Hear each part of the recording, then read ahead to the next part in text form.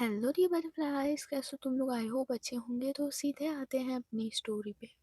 Previous part में आपने देखा था शौर्य की बदतमीजी के कारण जो श्वेता होती है उन्होंने उसे थप्पड़ मार दिया था। इधर नंदिनी कहती है, श्वेता ईवा उसकी भाभी है तो थोड़ा बहुत मजाक तो कर ही सकता है।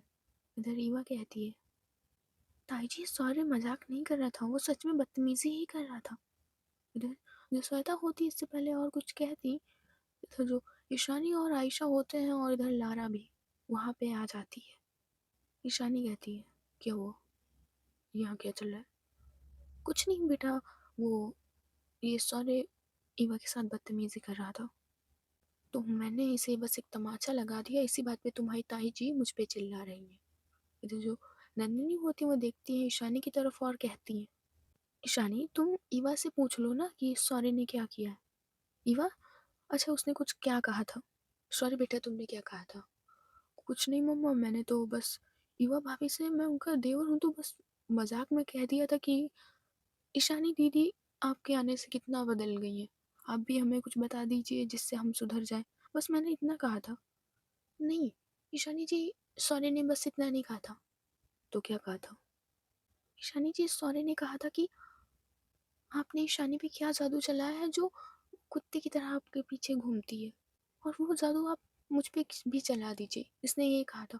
और भी कुछ कहा था जो मुझे बताते हुए भी शर्म आ रही है। तो जो ईशानी होती है वो देखती है गुस्से में सौर्य की तरफ।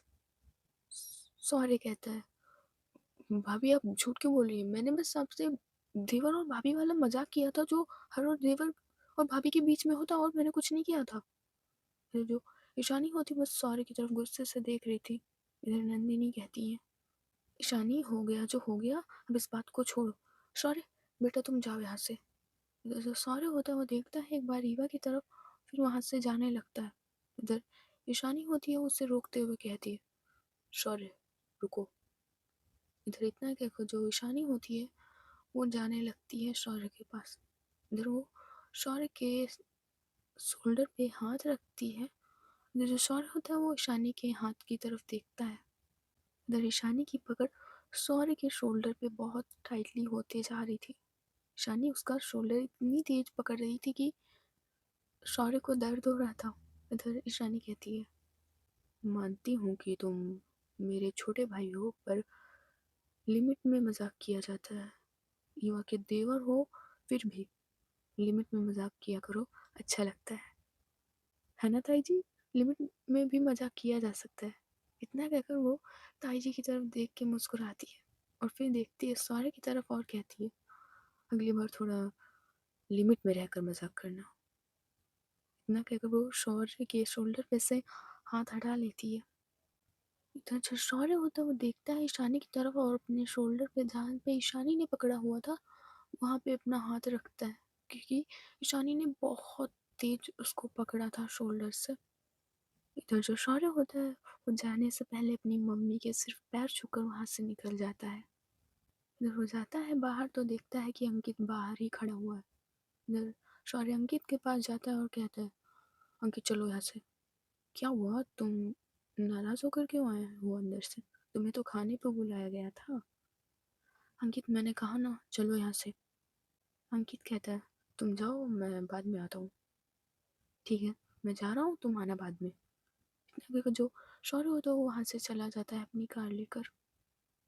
इधर जो ईशानी होती है वो जाती है युवा के पास और कहती है, तुम ठीक हो ना? हाँ ईशानी जी, मैं ठीक हूँ।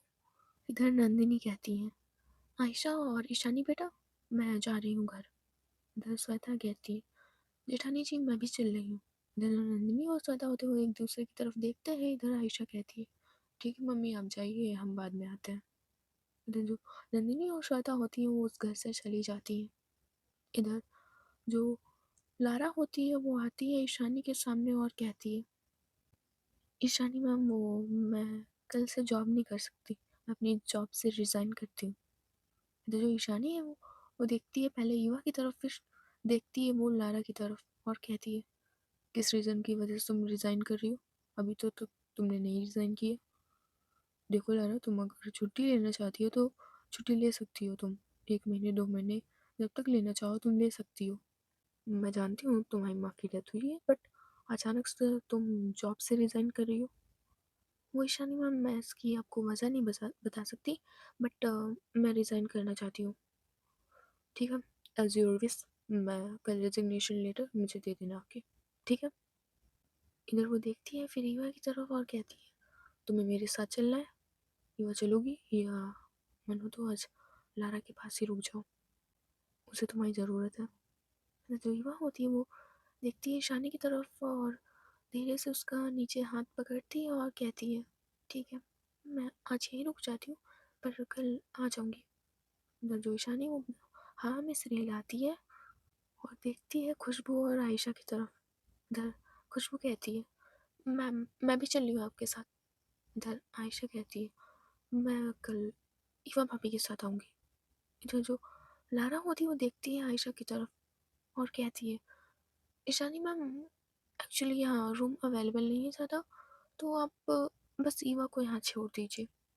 इधर जो ईशानी होती है वो कहीं ना कहीं समझ गई थी कि कुछ तो ज़रूर गड़बड़ है। इधर ईशानी कहती है, आयशा घर चलो। खुशबू, आयशा को लेकर आना, मैं कार में जाती हूँ।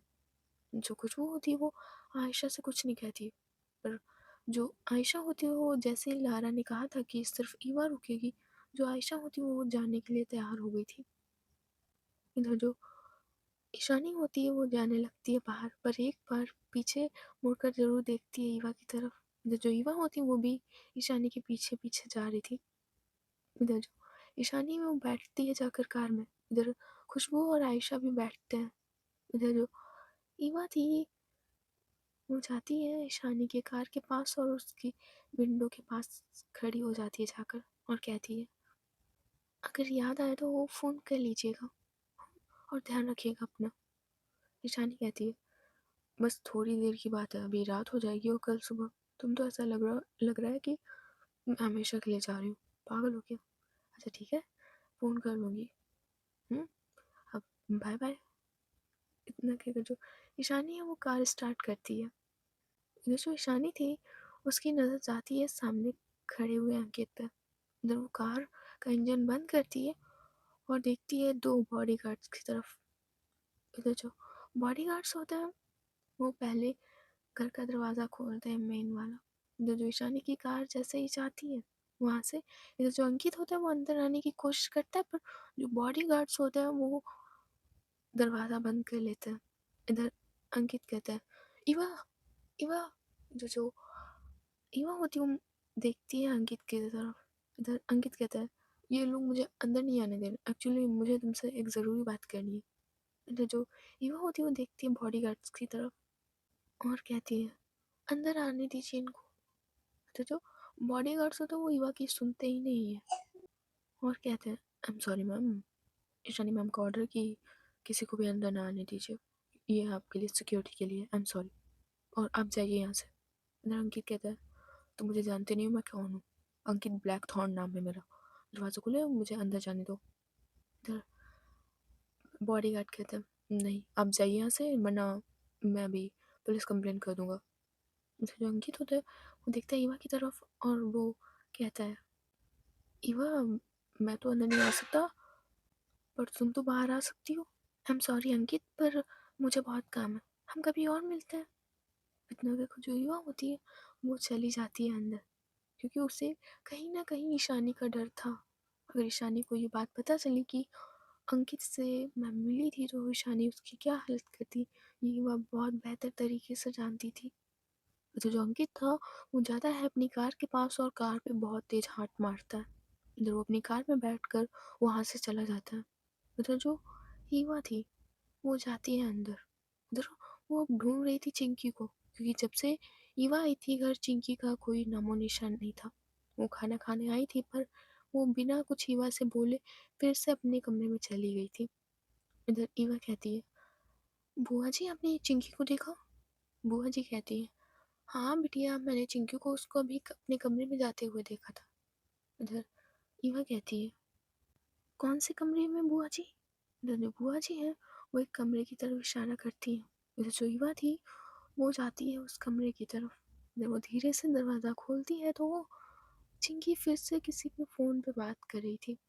इधर जो ईवा है वो धीरे से कदम बढ़ाती है फिर वो थोड़ा-सा झुकती है और देखती है फ़ोन की तरफ। जो चिंकी थी उसकी बैक थी ईवा की तरफ। इधर जो चिंकी है वो कहती है, देखो बाबू, कल मैं ना तुम्हारे लिए गाजर का हलवा लाऊंगी। मैं जानती हूँ कल एग्जाम है, पर फिर भी मैं बुआ जी से कहकर ना तुम्हारा फेवरेट गाजर का हलवा लाऊंगी। वो भी पता है बहुत सारे काजू और पिस्ते डाल के, क्योंकि अब मैं ना कपूर मैंशन जाने वाली हूँ। वहाँ बहुत सारे पड़े हुए हैं। और ना तुम चिंता मत करना, तुम जो कुछ भी एग्जाम में याद करके आना ना, मुझे भी बता देना। मैं भी थोड़ा बहुत पढ़ लूंगी यहाँ से, पर प्लीज हेल्प कर देना ना, मैंने कुछ भी नहीं लिखा था। तुम समझ रहे हो ना? जो लड़का है वो कहता है, मैंने तुम्हें शाम को फोन किया था, तुमने क्यों नहीं उठाया था? चिंकी कहती है, मेरे पास मेरा पर्सनल फोन थोड़ी ना है तुम्हारी तरह। मैं गरीब हूँ ना, तो मेरे पास फोन नहीं है खुद का। अगर तुम चाहो तो मुझे एक फोन दे सकते हो अभी, बाद में हम लोग आधा आधा बड़े होकर बना लेंगे, अगर तुमको मुझसे बात करनी हो तो। वो लड़का कहता है, करनी है ना करनी है, पर मेरे पास अभी पैसे नहीं है। ये तो मम्मी पापा ने मेरे स्टडी के लिए लिया था। तुम्हारे यहाँ किसी स्टडी के लिए तुम्हारे पास फोन नहीं लिया? तो जो चिंकी होती वो इससे पहले कुछ कहती, जो युवा थी वो पीछे खड़ी थी और ये सारी बात सुन लेती है। इधर वो चिंकी के बहुत तेज कान पकड़ती है और ईवा के फेस पे बहुत गुस्सा था। ईवा उसका कान पकड़कर उठाती है तो जो चिंकी थी उसकी तो ऐसा लग रहा था उसकी बॉडी से पूरा खून ही उड़ गया है। उसका चेहरा बिल्कुल सफेद और आंखों में बहुत डर था। चिंकी कहती है, ईवा दीदी आप कब आए? ईवा कहती है, तुम्हारा ध्यान फोन से हटकर मुझ पे होगा तब ना। कब से आई हूँ मैं? सुबह से आई हूँ। और ये किससे बात कर रही हो? इतना कहकर जो ईवा होती है वो फोन लेती है और देखती है कोई अननोन नंबर से। जो ईवा होती है उस फोन को फेंक देती है बेड पे। इधर वो चिंकी का टाइटली चिन पकड़ती है और कहती है, तुम्हारे एग्जाम्स चलने ना, और तुम पे ये आशिक का भूत सवार है। अभी रुको, तुम्हारे इस भूत को उतारती हूँ मैं। अगर एक बात चिंकी सुन लो, अगर मुझे स्कूल से कोई भी कंप्लेन आई ना, तो तुम्हारी क्या हालत करूंगी ये तुम अच्छे से जानती हो चिंकी। रुको, तुम ऐसे नहीं सुधरोगी। इतना कहकर जो युवा होती है वो चिंकी का हाथ पकड़ती है, उसे सीधे रूम से बाहर ले आती है। जो बुआ थी वो भी देख रही थी। जो लारा है वो भी ईवा की गुस्से वाली वॉइस सुन के रूम से बाहर आ जाती है और कहती है, क्या हुआ ईवा? ईवा कहती है, क्या बताऊँ लारा, अभी इसकी एज सिर्फ 11 ईयर की हुई है ये, पर इसकी बदतमीजी देखी। बुआ जी, आपने इसे फ़ोन क्यों दिया? ईवा बिटिया, हमने इसको फ़ोन ना ही दिया था, हमारा इधर उधर पड़ा होगा और इसने उठा लिया होगा। अब इतना काम सारा में हम अपना फोनवा कहाँ डाल दिए, हमको याद ही नहीं रहा। क्यों छोकरिया, तुमने क्या किया है? क्या किया है बिटिया इसने? बुआ जी पता है इसने क्या किया? एक लड़की से बात करी थी और पता नहीं क्या, हाँ बाबू सोना गाजर का हलवा सब कर रही थी। और बुआ जी इसके एग्जाम है, आपने ध्यान नहीं दिया? बिटिया हमें इतना खुद काम हो जाता है, हमारी खुद ही तबीयत खराब रहती है, हम कैसे ध्यान देते इस पे? बुआ जी, और तुम्हारा तो मैं बताती हूँ। इतना कहकर जो वो होती वो उसे खींच कर ले जा रही थी एक रूम की तरफ, जिस रूम में बिल्कुल अंधेरा था। द चिंकी कहती है, इवा दीदी सॉरी ना, सॉरी इवा दीदी, प्लीज माफ कर दो। अभी अभी मैं पढ़ूंगी जाकर, कल अच्छे से एग्जाम दूंगी। सॉरी इवा दीदी, प्लीज मुझे इस अंधेरे कमरे में पढ़ ले जाओ, इवा दीदी प्लीज। तो जो युवा होती वो नहीं सुनती है, क्योंकि वो जानती थी कि ये बीमारी बहुत खराब होती है। इसलिए जो युवा होती है वो उस रूम का दरवाज़ा खोलती है और सीधे बंद कर देती है चिंकी को। इधर जो चिंकी है वो उस दरवाजे के पीछे रो रही थी। इधर लारा कहती है, क्या कर रही हो युवा, छोटी सी बच्ची है वो। युवा कहती है, लारा छोटी सी बच्ची है, मैंने इसे प्यार से समझाया था कुछ दिन पहले, पर ये पागल बन चुकी है। और इसकी भी एज ही कितनी है लारा, और आजकल तुम देख तो रही हो लोगों का ध्यान इन चीज़ों पे जाता है लारा। और अभी से ये बच्ची अपनी ज़िंदगी बर्बाद कर लेगी। प्यार से तो समझने वाली है नहीं ये चिंकी, तो मुझे ऐसे ही समझाना पड़ेगा। कुछ देर कमरे में बंद रहेगी, लारा सही हो जाएगी। चलो तुम आराम कर लो चलकर। इतना कहकर जो ईवा होती है वो लारा को रूम में ले जाती है।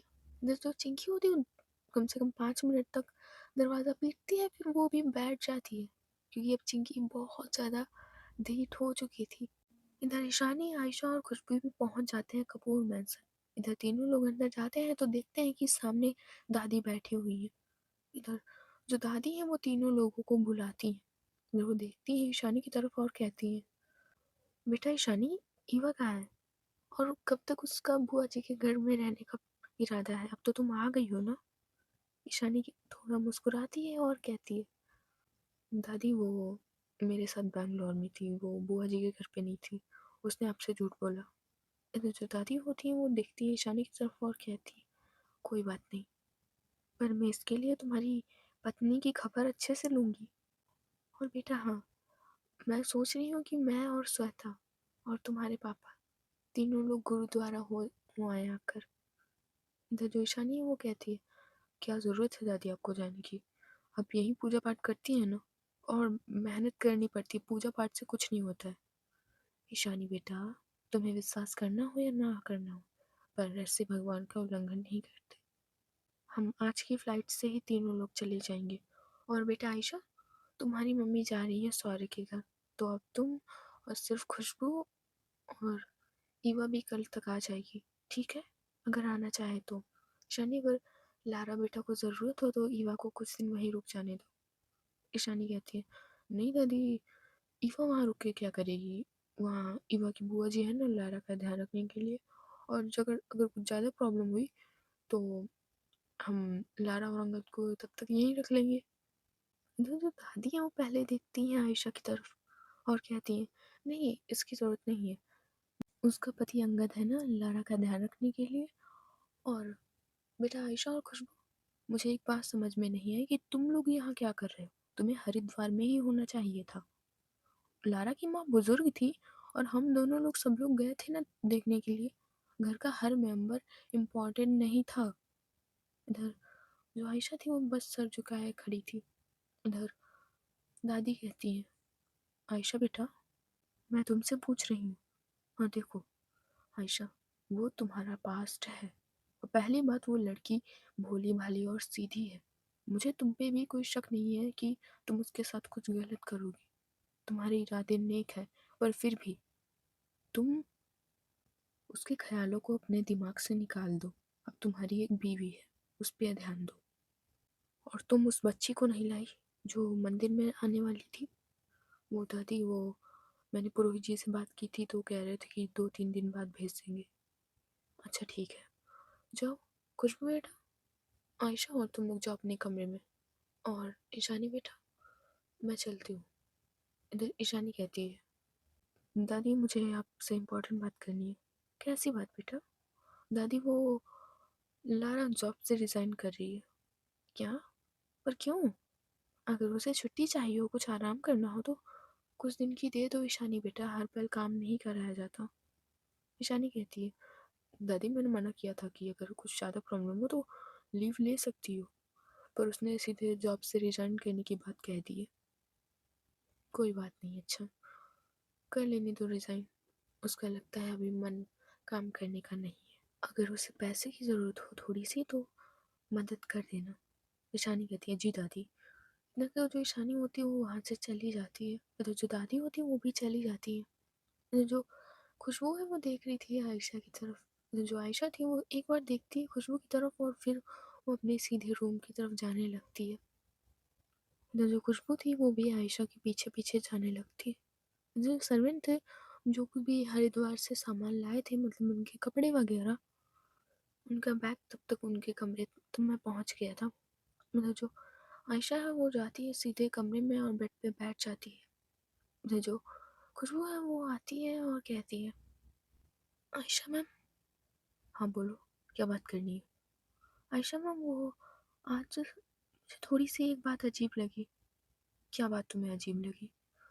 मैम, सॉरी सर ने इवा मैम के साथ बदतमीजी की, फिर भी नंदिनी आंटी ने उनका साथ दिया। देखो खुशबू, वो मम्मी और शौर्य का मामला है, और जहाँ तक मम्मी को शौर्य सही लगा होगा, उनको नहीं पता कि शौर्य कितना बदतमीज़ है। और मुझे इस बात पर तुमसे कोई बहस नहीं करनी। तुम जा सकती हो इस कमरे से। क्या? मैं इस कमरे से क्यों जाऊँ? क्योंकि ये मेरा कमरा है खुशबू, तुम इस कमरे में आज से नहीं रहोगी। देखिए आयशा मैम, मैं आपकी पत्नी हूँ, आप मेरे साथ ऐसा नहीं कर सकती। मैं इसी रूम में रहूँगी और इसी बेड पे लेटूंगी। आपको जो कुछ करना है आप कर सकती हैं। क्या बदतमीजी कर रही हो खुशबू तुम? ये मेरा कमरा है, तुम आज से दूसरे कमरे में लेटोगी। तुम तो जबरदस्ती गले मेरे पड़ रही हो। मैं आपकी जबरदस्ती गले नहीं पड़ रही हूँ, जो मेरा हक है वो है। अब मैं इतना सीधी नहीं बन सकती। मेरा नाम खुशबू है, खुशबू। और तुम बोल रही हो कि मैं कौन हूँ? I am your boss. तो मैंने इतना कहा कि निकलो यहाँ से। तुम नहीं रहने वाली इस कमरे में। तुम अपना दूसरा रूम इसके पास वाले लो जाकर। 4 5 6 रूम खाली पड़े हो, जिसमें मन हो उसमें रहो जाकर ना। I am sorry ma'am, but ये मेरा हक है तो मैं तो यही लेटूंगी। इतना केवल जो खुशबू होती है वो सीधे कमरे को बंद करती है और अपने जो ट्रॉली बैग्स होते हैं उनको एक कॉर्नर में लगा देती है। वो कपड़े भी सेट नहीं करती और सीधे आती है बेड पे लेट जाती है। जो आयशा थी वो सीधे देख रही थी खुशबू की तरफ, जो उसी के पास में बेड पे लेटी हुई होती है। जो आयशा होती है वो बेड से खड़ी होती है और कहती, क्या बदतमीजी है ये? मैंने साफ सिंपल भाषा में कहा था कि निकलो यहाँ से। तुम निकल क्यों नहीं जाती मेरी लाइफ से? जो खुशबू है वो उठकर बैठती है बेड पे और कहती है, मैंने भी आपसे कोई भाग के शादी नहीं की थी, आपकी फैमिली ने करवाई थी, समझ रही हैं? और मैं भी ना आपके लिए मरी नहीं जा रही हूँ। अगर मैं चाहूँ तो वो लड़कियों की लाइन मेरे पीछे पड़ सकती है, बस थोड़े से पैसे फेंकने की देर है। आयशा कहती है, तो तुम जाओ ना, जिसके पास तुम्हें मुंह मारना है तुम जाओ। वैसे भी मुझे कुछ फर्क नहीं पड़ता तुम कितनी लड़कियों के साथ जाती हो, और तुम्हारा तो काम यही है ना। मुझे जो खुशबू होती है बेड से खड़ी होकर कहती है, जो कुछ भी आपको लगे, बट वो तो कपूर खानदान की इज्जत और उसकी बहू होने के नाते अब मैंने ये सब छोड़ दिया है, समझ रही हैं आप? और याद आया आपको लारा ने आपकी कैसे बेइज्जती की थी, जैसे आप मुझसे दूर दूर हो कहते हो ना, जस्ट सेम लारा ने आपसे कहा था कि दूर हटो। उस टाइम ना आयशा में मुझे इतना सुकून मिला था जिसका मैं आपको बता भी नहीं सकती। इधर आयशा होती बहुत ज़्यादा गुस्से में आ चुकी थी और कहती है, तुम अपनी जुबान पे थोड़ा कंट्रोल लाया करो खुशबू। तुम किसके सामने खड़ी होकर बात कर रही हो तुम्हें ये भी नहीं पता है? I am your boss. तो ये ना अपना, पहली बात तो तुम मेरी पत्नी हो नहीं, मैं तुम्हें मानती नहीं हूँ तो उसकी तरह हक जताना बंद करो। और तुम एक एम्प्लॉय हो, ईशानी की वजह से मेरे सर पे चढ़ना बंद करो। दादी के ने तुम्हें सर पे चढ़ाया तो दादी के सिर पे नाचो, मेरे पे नाचने की तुम्हें जरूरत नहीं है। जो खुशबू होती है वो देख रही थी आयशा की तरफ। इधर आयशा कहती है, मैं ना, अगर लारा मुझे नहीं मिलती, मैं उसको पहली बार पाना नहीं चाहती। अगर मैं पाना चाहूँ तो कोई भी ऐसी चीज़ नहीं है जिसे मैं पा ना सकूँ। समझ रही हूँ बात तुम? अगर मेरी लारा से शादी नहीं होती तो पूरी लाइफ शादी नहीं करती। समझ में रही है? मैं पूरी लाइफ अकेली रहती, पर मम्मी ने तुम्हें गले में बांध दिया। समझ रही हो? इतना कहकर जो आयशा होती है वो उसी बेड पर लेट जाती है। तो जो खुशबू होती है वो भी गुस्से में उसी बेड पे लेट जाती है, क्योंकि खुशबू ने आयशा को कभी भी इतने गुस्से में नहीं देखा था। आयशा ऐसी लड़की थी जो बहुत धीरे और आराम से बात करती थी। इधर खुशबू लेटते हुए सिर्फ सोच रही थी, मैंने कुछ ज़्यादा तो नहीं बोल दिया? मैं क्यों बोल जाती हूँ कि वो मेरी बॉस है, पर कहीं ना कहीं मैं उनकी पत्नी भी हूँ तो इतना बोलना जायज़ है। पर आयशा मैम को मैंने इतना गुस्से में कभी नहीं देखा, कभी नहीं। इतना दिन से बचपन से जानती हूँ, उन्होंने कभी अमीरी का रौब भी नहीं झाड़ा। वो कभी नहीं कहती थी कि मैं तुम्हारी बॉस हूँ, मैं तुम्हारी बॉस हूँ। पर आज मुझ पर वो इतनी तेज चिल्लाई। पर क्या है, जहाँ पे गुस्सा होता है वहीं तो प्यार होता है। हो जाएगा प्यार। आप मुझे डिवोर्स तो दे नहीं सकती Ayesha ma'am, because of family. तो कहीं ना कहीं आपको मुझसे प्यार हो ही जाएगा। इतना कहकर जो खुशबू होती है वो थोड़ा सा मुस्कुराती है, क्योंकि वो जानती थी उसके सपोर्ट में दो मेन लोग हैं, एक तो ईशानी और दूसरी दादी। तो उसकी दाल तो पकनी ही थी। इधर जो दूसरी तरफ जो ईशानी होती वो किसी से फ़ोन पे बात कर रही थी। इधर ईशानी कहती, एक्चुअली मुझे बताने का टाइम ही नहीं मिला कि मैं बैंगलोर से सीधे झांसी आ गई हूँ। तो आप लोग एक काम करिए, अब मैं बैंगलोर तो आ नहीं सकती, क्यों ना आप लोग मीटिंग करने के लिए झांसी आ जाइए। तो सामने वाला आदमी कहता है ठीक है, हम कुछ दिन बाद झांसी आएंगे आपके साथ मीटिंग करने के लिए, थैंक यू सो मच। इतना कि जो ईशानी होती है वो फ़ोन कट कर देती है। उधर वो आती है नीचे तो देखती है कि मम्मी और दादी और पापा जाने के लिए तैयार है। इधर ईशानी कहती है तो आप लोग जा रहे हैं फाइनली। इधर दादी कहती है ठीक है हम जा रहे हैं बेटा, और ध्यान रखना, बिजनेस को अच्छे से संभालना, और बेटा थोड़ा आयशा और खुशबू पे भी ध्यान दे लो। ईशानी कहती है हाँ दादी आप चिंता मत कीजिए, और कहीं ना कहीं आ ही जाएगा प्यार, नहीं तो प्यार नहीं तो केयर तो आ ही जाएगी, आप चिंता मत कीजिए, आप जाइए आराम से। मम्मी अपना ध्यान रखना, पापा मम्मी का ख्याल रखना, दादी का भी। इतना कहकर जो ईशानी होती है वो उन्हें कपूर मैंसन के बाहर तक छोड़ने आती है। तो जो दादी श्वेता और देवराज होते हैं वो बैठ जाते हैं कार में। इधर जो बॉडी गार्ड्स होते हैं वो भी अपनी अपनी कार में बैठ जाते हैं। इधर इनकी कार कपूर मैंसन से सीधे निकल जाती है वहाँ से। इधर जो ईशानी है वो आती है अंदर और सीधे बेड पे लेट जाती है, क्योंकि कल शाम भी वो नहीं सो पाई थी और आज दिन में वो काफ़ी ज़्यादा थक भी गई थी, इसलिए जो ईशानी होती है वो सो जाती है। इधर दूसरी तरफ कुछ समय पहले इधर जो युवा थी वो लारा के पास जाती है। इधर जो लारा थी वो अपनी मम्मी की फ़ोटो पकड़े हुए बैठी थी। इधर जो युवा होती है वो उसकी मम्मी की फ़ोटो को पकड़ती है और उसे टेबल पे रख कर आती है और कहती है लारा जो जाना था जिसको वो चला गया, पर उसके पीछे अपनी लाइफ को मत रोकना। और पहली बात तुम्हारे पेट में बच्चा है, अगर तुम ऐसे रोगी तो उस बच्चे पे कैसा असर जाएगा। तुम रोना बंद करो, और देखो आंटी को तो इस तकलीफ से छुट्टी मिली है, देखो ना कितना दर्द पेन होता था उन्हें, अब वो ठीक है ना, तुम्हारी शादी तो देख ली उन्होंने। अगर जो लारा होती है वो सीधे ईवा को गले लगा लेती है और फूट फूट कर रोने लगती है। जो ईवा थोड़ी देर गले लगाए रखती है, फिर उसको थोड़ा सा अलग करते हुए कहती है मैं एक बात पूछना चाहती हूँ लारा। हाँ बोलो ईवा। वो तुम इस जॉब से रिज़ाइन क्यों कर रही हो लारा? मैं इसका रीज़न बताऊंगी ना तो तुम बिलीव नहीं करोगी ईवा। कैसा रीज़न? तुम्हें पता है कि आयशा मुझसे प्यार करती है? ये तो जो ईवा थी वो देखती है लारा की तरफ और कहती है हाँ मुझे पता है। क्या? ईवा तुम्हें पता था और तुमने मुझे नहीं बताया? और लारा तब मैं पंजाब में थी और उसके बाद तुरंत आयशा की शादी का वो सब हो गया, तो मुझे बताने का टाइम ही नहीं मिला।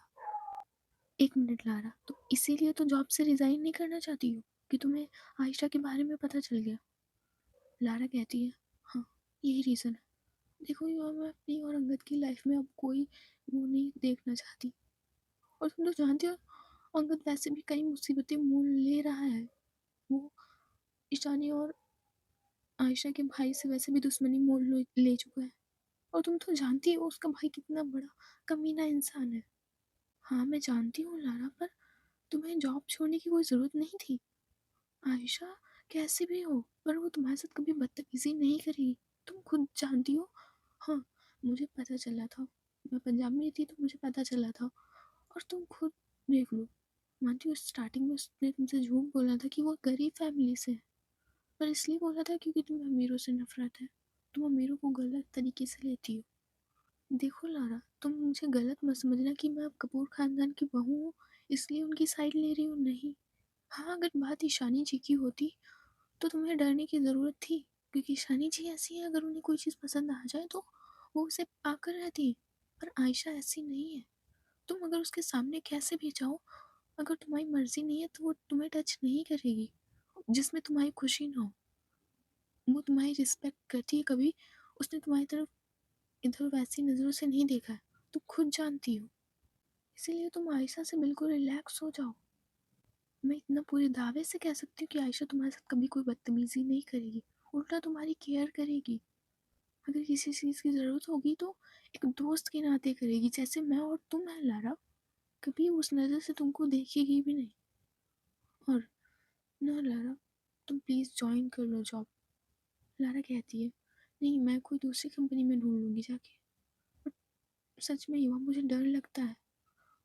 ईवा कहती है तुम्हें डरने की ज़रूरत नहीं है, कम से कम तुम मुझ पे तो भरोसा कर सकती हो ना। आयशा ऐसा कुछ भी नहीं करेगी।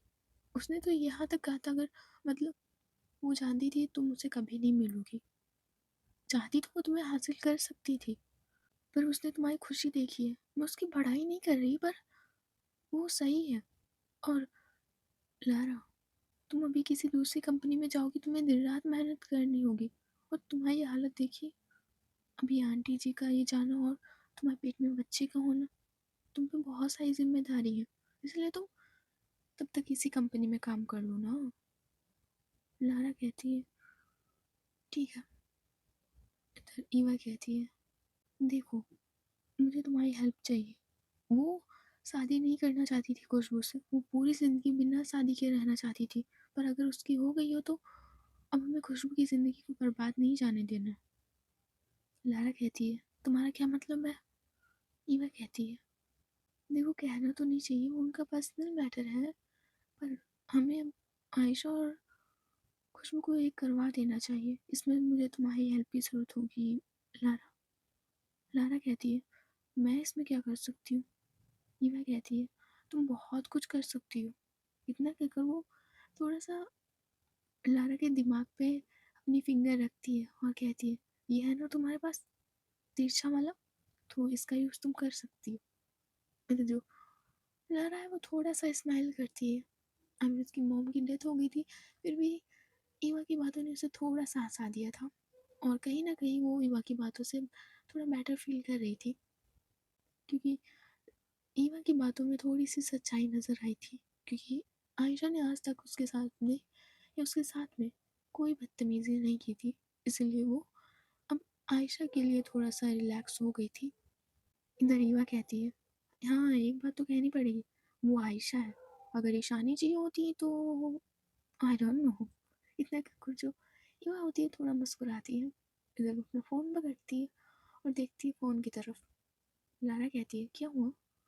ओ, ईशानी जी की याद आ रही है ना? इधर जो ईवा थोड़ी मुस्कुराती है और कहती है एक बार फ़ोन कर लो। इधर को जो ईवा फ़ोन करती है, बट इधर जो ईशानी थी वो सो रही थी, उसका फ़ोन अब साइलेंट पे था। इधर एक दो रिंग जाती है, इधर जो ईवा थी वो फ़ोन कट कर देती है। इधर लारा कहती है क्या हुआ? कुछ नहीं, लगता है सो रही होंगी। अंगद भैया अभी तक आए नहीं, मैंने अभी थोड़ी देर पहले बात की थी अंगद से, तो आ ही रहा होगा। और बुआ जी, चिंकी को अब खोल दो जाकर ईवा। अच्छा ठीक, मैं चिंकी को खोल कर आती हूँ उसका दरवाज़ा। इतने में जो ईवा होती है वो जाती है और वो उस रूम का दरवाज़ा खोलती है। जो चिंकी थी वो बैठी हुई थी, आई मीन अब रो नहीं रही थी, वो एकदम रिलैक्स होकर वॉल की टेक से बैठी हुई थी। जो ईवा है वो जाती है उसको गोदी में उठाती है। जो चिंकी थी वो एक वर्ड तक नहीं बोलती है ईवा से, और जो ईवा थी वो उसके सोफे पे बिठा देती है और कहती है अगली बार करोगी ऐसे गलती, और चलो चुपचाप एग्जाम की पढ़ाई करो जाके, जिस सब्जेक्ट का हो एग्जाम उसकी पढ़ाई करो जाकर। हाँ, कॉपी किताब से तो लाई नहीं होगी। इतना कि जो ईवा होती है अपना फ़ोन दे देती है और कहती है मैं सारी कॉल डिटेल्स चेक करूँगी चिंकी, अगर किसी को कॉल किया ना तो तुम्हारे जो ये छोटे छोटे से हाथ हैं ना काट दूंगी इन्हें मैं। हुँ? तो चुपचाप पढ़ाई करो जाकर, और देखती हूँ तुम्हारे एग्जाम्स में नंबर कैसे आते हैं। इतना कि वो सोफे से उतारती है चिंकी को। इधर वो जो चिंकी होती है वो हाथ में फ़ोन पकड़े चली जाती है। इधर जो युवा थी वो अंदर जाने लगती है, तभी वहाँ पे अंगद आ जाता है। उधर अंगद कहता है तुम गई नहीं युवा? युवा कहती है नहीं भैया, वो आज मैं यहीं रुकने वाली हूँ। अंगद कहता है तो ठीक है, मैं किसी दूसरे कमरे में आराम कर लेता हूँ, तुम लारा के साथ आज सो जाना। वैसे भी मैंने मम्मी जी की चिता को अग्नि दी है, तो बच्चे के पास जाना मेरा सही भी नहीं रहेगा। इधर युवा थोड़ा हाँ में सिर हिलाती है, वो कहती है भैया मैं अभी बुआ जी से कहकर आपके लिए खाना भिजवाती हूँ। इधर जो अंगद होता है वो दूसरे कमरे में चला जाता है। इधर जो ईवा होती है वो आती है लारा के कमरे में।